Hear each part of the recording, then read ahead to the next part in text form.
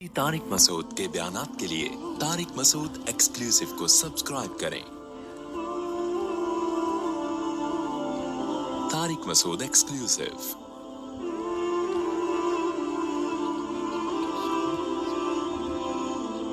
और कुरान में अल्लाह ने यहाँ ये भी हुक्म दिया, यग़ुज़्ज़ू मिन अबसारिहिम, ऐ ईमान वालो अपनी नज़रों को झुकाया करो, औरतों को ताक ताक के मत देखा करो।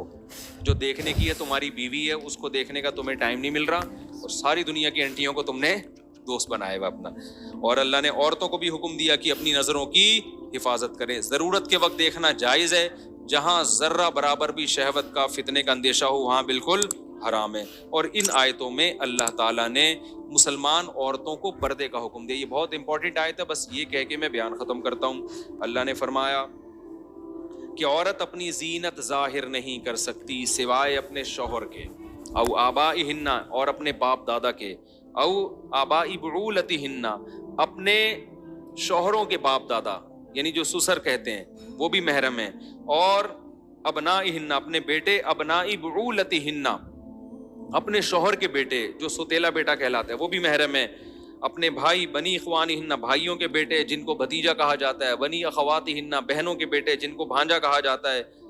ये है महरम रिश्ते, इनके अलावा औरत किसी के सामने नहीं आ सकती। देवर भी दाखिल है इसमें, चचाजाद भाई भी दाखिल है, खालाजाद भाई भी दाखिल है, फूफीजाद भाई भी दाखिल है।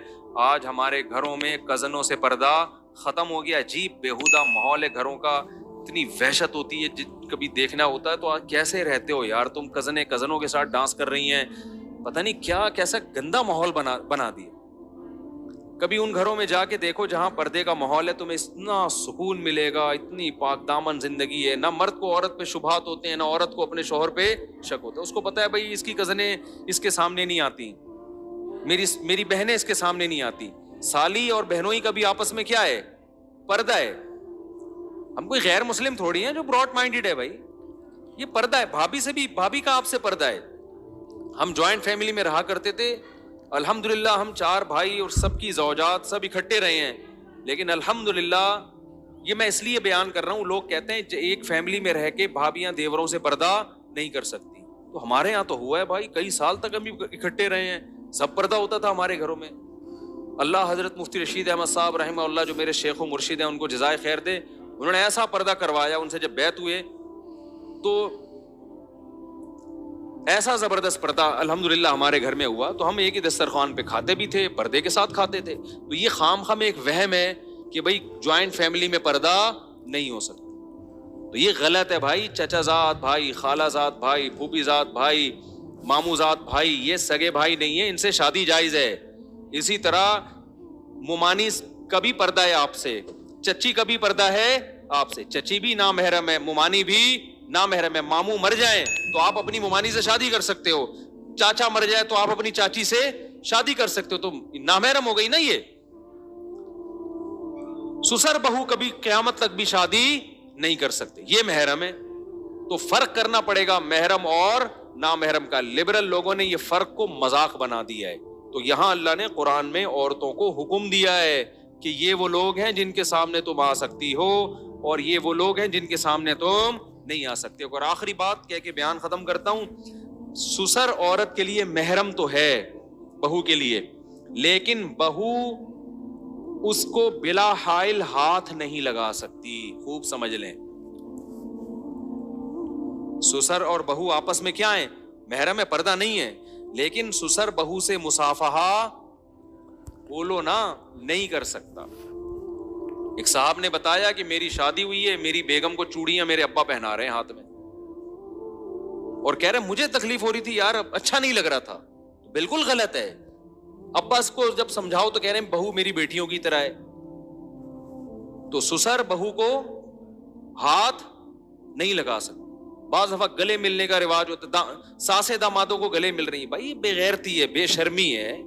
भाया भी कोई चीज होती है, माँ की तरह है यकीनन सास, लेकिन सगी माँ तो नहीं है ना, तो इतना नहीं।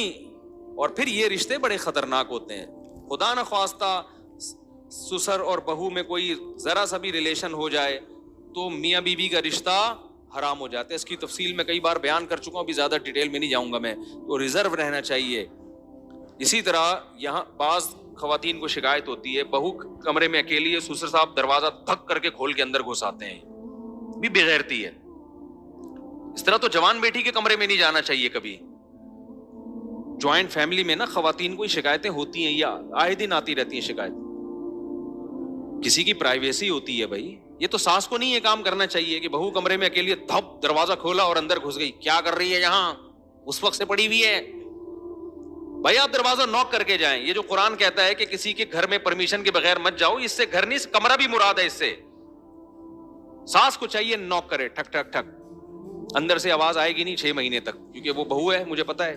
وہ پڑی رہے گی, 6 مہینے بعد آنکھ کھلے گی, اس کی کون, تو وہ بتائے کہ بھائی میں تمہاری ساس لگتی ہوں رشتے میں, ڈانٹنے کے سلسلے میں حاضر ہوئی تھی, ٹھیک ہے نا, تمہیں پوستی پنے کے تانے دینے کے سلسلے میں حاضر ہوئی تھی. تو اجازت لیں, وہ کنڈی کھولے, پھر آپ اس کو بے شک بتائیں کہ بیٹا یہ ہر وقت پڑے رہنا, ہم بھی سوتے تھے جب ہماری شادی ہوئی تھی تو ہم بھی پڑے سوتے رہتے تھے, لیکن 13-14 گھنٹے سے زیادہ ہم نہیں سوتے تھے, ٹھیک ہے. اس پہ ہمیں صلواتیں سننے کو ملتی, ہم اڑ جایا کرتے تھے. تم تو 18 گھنٹے سو رہی ہو, یہ بالکل صحت کے لیے نقصان دہ, گھر کا ماحول خراب ہو رہا ہے. تو نوک کر کے ساس بھی جائے گی بہو کے کمرے میں, کیسے نوک کر کے. یہاں بھائی شریعت نے تو یہاں تک کہا ہے کہ شوہر بھی اچانک چھاپا نہ مارے گھر میں, وہ بھی جائے گا پہلے اطلاع دے کے. اطلاع کا کیا مطلب, جب سفر سے واپس آؤ, نبی نے فرمایا اچانک گھر میں داخل مت ہو, اطلاع دے دو بیگم کو کہ میں آ گیا ہوں, تاکہ وہ زینت اختیار کر لے. فرمایا ایسا نہ ہو ایسی کنڈیشن میں بیوی کو دیکھو اس سے تمہیں نفرت ہو جائے. وہ چڑیل بن کے بیٹھی ہوئی تھی, وہ چڑیل بن کے بیٹھی ہوئی ہے نا. آدمی کہا بھائی میری شادی اس سے ہوئی تھی, اچانک گھر میں ابے یار اصل اوریجنل یہ ہے. تو جب بیوی کے بارے میں ہے کہ اچانک چھاپے مارنا یہ غیر اخلاقی حرکت ہے, تو سسر کہاں سے بہو کے کمرے میں دھاڑ کر کے دروازہ کھول کے گھس رہا ہے بغیر اطلاع کے, دیور گھس رہے ہیں, یہاں تک ہو رہا ہوتا ہے.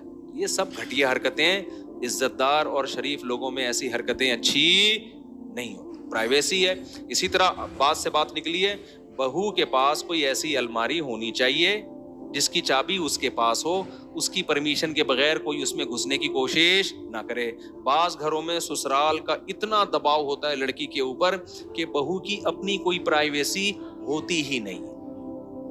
اپنا سونا اپنی چیزیں رکھی ہوئی ہیں, کوئی ہے ہی نہیں الماری. کہتے ہیں بھائی سب ایسا نہیں ہوتا بھائی, ہر آدمی کی ایک پرائیویسی ہوتی ہے. ہم جب مدرسے میں پڑھتے تھے, جو ہمارے جو گاؤں اور دیہات کے بچے ہیں نا, وہ نیچے سرسوں کا تیل اور کنگھی اور سرمے نیچے چھپائے ہوئے ہوتے تھے. انہوں نے جیسے ہی استاذ آتے تھے وہ ڈیسک کے نیچے چھپا دیے نا, کنگھیاں ونگیاں سارے. سرمے بہت لگاتے ہیں نا گاؤں دیہاتوں کے لوگ, اور سرسوں کے تیل پہلے زمانے میں اتنا سرسوں کا تیل لوگ لگاتے تھے, بچے لے کے اس کے سر سے اپنے سر پہ لگا رہے ہوتے. تو جیسے ہی ہمارے استاذ جاتے تھے نا, وہ نیچے سے سرسوں کا تیل نکل رہا ہے, سر پہ مالش ہو رہی ہے, کنگھے ونگے ہو رہے ہیں, شیشے ویشے سے نا اپنے آپ کو سیٹ کر رہے ہیں. جیسے استاذ ایک دم چھپڑ میں نیچے چھپا دی.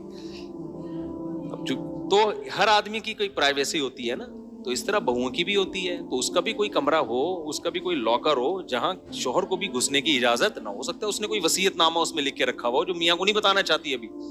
تو یہ سورہ نور کا تھوڑا سا میں نے آپ کے سامنے خاکہ پیش کیا ہے, جس میں زنا کو ناپسند کیا گیا, پردے کے حکام دیے گئے, پرائیویسی میں دخل اندازی کو ناپسند کیا گیا. اللہ تعالیٰ سمجھنے کی عمل کی توفیق عطا فرمائے.